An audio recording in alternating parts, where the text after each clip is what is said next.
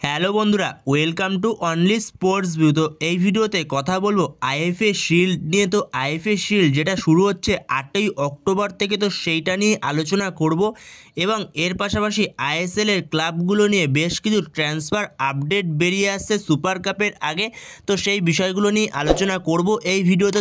তো ভিডিওটি সবাই শেষ পর্যন্ত দেখতে থাকো, আর চ্যানেলে নতুন হয়ে থাকলে চ্যানেলটি সাবস্ক্রাইব করে পাশে থাকা বেল আইকনটি অন করে পাশে থেকো।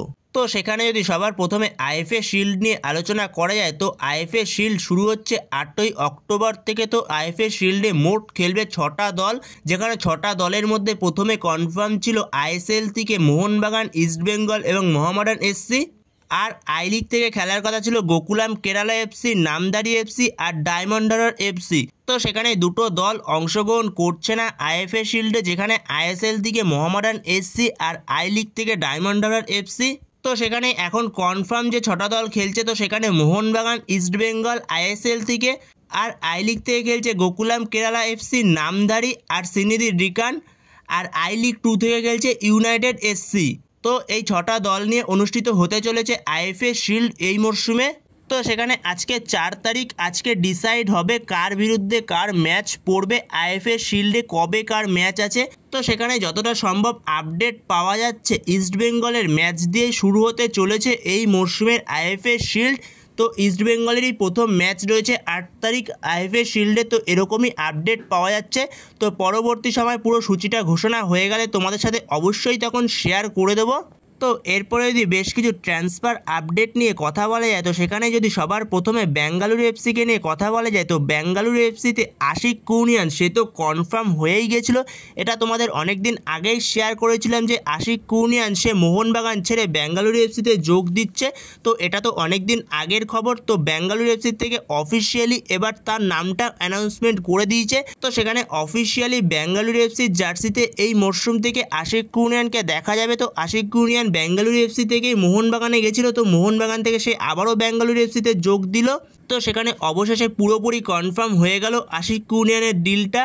তো এরপরের আপডেটটি হচ্ছে কেরালা ব্লাস্টার এফসিকে নিয়ে। তো কেরালা ব্লাস্টার এফসি তারা একজন নতুন তাদের স্ট্রাইকারকে সই করিয়ে নিয়েছে, যার নাম হচ্ছে কোল্ডো ওবিয়েটা, স্প্যানিশ সেন্টার ফরওয়ার্ডের প্লেয়ার, 31 বছর বয়স, মার্কেট ভ্যালু হচ্ছে 1.2 কোটি টাকা, যে তার কেরিয়ারের পুরো সময়টাই বলতে গেলে স্পেনে কাটিয়েছে।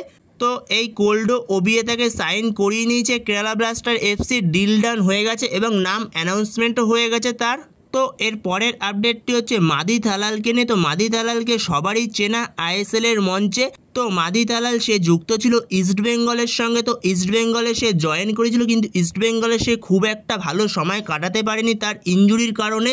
তো ইস্টবেঙ্গলের সঙ্গে তার অফিসিয়ালি মিউচুয়ালি কন্ট্যাক্ট টার্মিনেট করে ইস্টবেঙ্গল তাকে ছেড়ে দেয়। তো সেই জায়গাতে ইস্টবেঙ্গল তাকে ছেড়ে দেওয়ার পরে এখন মাদি থালাল সে যুক্ত হলো বর্তমান সময় জামশেদপুর এফসিতে, আইএসএল এর ক্লাব জামশেদপুর এফসিতে।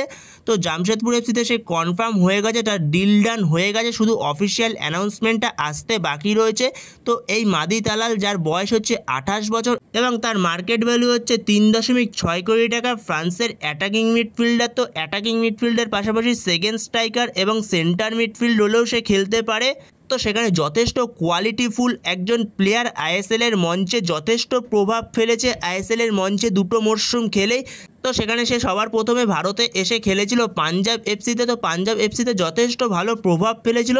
তো সেখান থেকেই পরবর্তী মরশুমে ইস্টবেঙ্গল তাকে সাইন করায়। তো ইস্টবেঙ্গলের সে সময়টা খুব একটা ভালো যায় না। তো সেখানে সে আবারও সাইন করলো আইএসএল এর ক্লাবই জামশেদপুর এফসিতে। তো হোপফুলি তার এই সিজনটা খুবই ভালো যাবে। তো সেখানে জামশেদপুর এফসিতে সে কনফার্ম হয়ে গেছে, শুধুমাত্র অফিসিয়াল অ্যানাউন্সমেন্টটা আসতে বাকি রয়েছে। তো অফিসিয়াল অ্যানাউন্সমেন্ট এসে গেলে তোমাদের তখন আবারও শেয়ার করে দেবো। তো এরপরে জামশেদপুর এফসির আরও একজন বিদেশিকে নিয়ে আপডেট রয়েছে, তো যার নাম হচ্ছে নিকোলাস স্টোজানোভিচ, 30 বছর বয়স, সার্বিয়া সেন্টার মিডফিল্ডের প্লেয়ার, যার মার্কেট ভ্যালু 3 কোটি টাকা। সে বর্তমান সময় যুক্ত রয়েছে ইন্টার কাশির সঙ্গে। তো ইন্টার কাশি থেকে তাকে সাইন করাতে চাইছে জামশেদপুর এফসি। তো জামশেদপুর এফসির সঙ্গে প্রায় অ্যাডভান্স স্টেজেই কথাবার্তা চলছে, এমনকি শোনা যাচ্ছে তার ডিলটা নাকি ডানও হয়ে গেছে। কিন্তু এই ডিলটা ডান না হলেও ডানের কাছাকাছি রয়েছে, যে কোনো সময় ডিলটা ডান হয়ে যাবে। তো এই নিকোলাস স্টোজানোভিচকেও সাইন করাচ্ছে জামশেদপুর এফসি। তো জামশেদপুর এফসি ভালো ভালো কিছু সাইন করাচ্ছে। তো পরবর্তী সময় এই নিকোলাস স্টোজানোভিচের নাম অ্যানাউন্সমেন্ট হয়ে গেলে অবশ্যই তোমাদের সাথে তখন শেয়ার করে দেবো। তো বন্ধুরা এই ভিডিওতে এই পর্যন্তই। তো এই ভিডিওতে এই আপডেটগুলো নিয়ে আলোচনা করার ছিল। তো ভিডিওটি ভালো লাগলে অবশ্যই লাইক শেয়ার সাবস্ক্রাইব করতে ভুলো না। তো নেক্সট ভিডিওতে দেখা হচ্ছে, ততক্ষণের জন্য বাই বাই।